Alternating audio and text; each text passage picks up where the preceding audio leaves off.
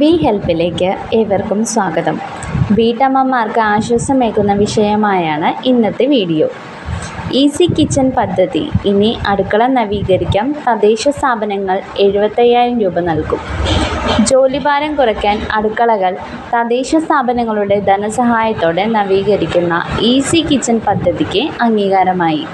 ഒരു അടുക്കളയ്ക്ക് 75,000 രൂപയാണ് തദ്ദേശ സ്ഥാപനങ്ങൾ നൽകുക.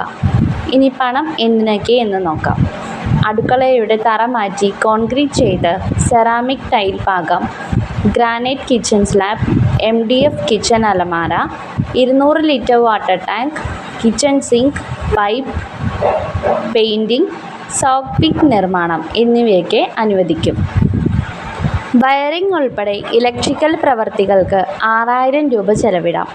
ഇതിൽ ചിലതു മാത്രം മതിയെങ്കിൽ അതനുസരിച്ച് ധനസഹായം കണക്കാക്കും.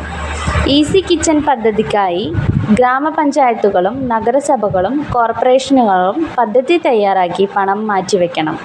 ഇനി ഇതിന് അർഹരായവർ ആരൊക്കെ? വാർഷിക വരുമാനം പൊതുവിഭാഗത്തിൽ 2 ലക്ഷം രൂപയിലും പട്ടികജാതി വിഭാഗത്തിൽ 3 ലക്ഷം രൂപയിലും കൂടാത്തവർ ആയിരിക്കണം.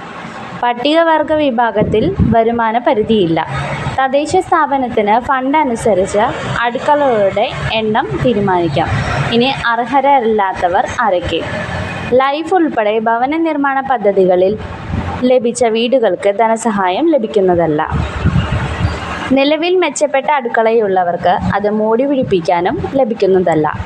അടുക്കളയ്ക്കുള്ള പണം വീടിൻ്റെ മൊത്തത്തിലുള്ള അറ്റകുറ്റപ്പണികൾക്കായും മാറ്റിവെക്കാൻ ആകുന്നില്ല. ഇന്നത്തെ വീഡിയോ നിങ്ങൾക്ക് പ്രയോജനകരമായി എന്ന് വിശ്വസിക്കുന്നു.